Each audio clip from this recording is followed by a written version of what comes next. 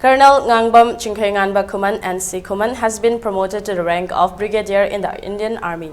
Colonel Chinkhainganba was born to Led Ngangbam Roman Singh and Priyosaki Devi of Kangla Sangomsang, Imphal East in 1977.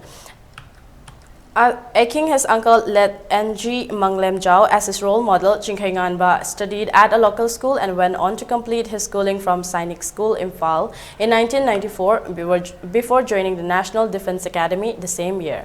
He completed his graduation with academic and sports excellence from the Tri-Service Academy in 1997.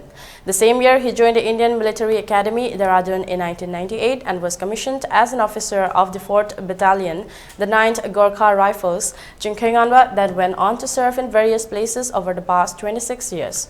During his career, he took up posting in the erstwhile state of Jammu and Kashmir and the northeastern region and carried out several successful counter-insurgency operations, in addition to taking up civic action programs.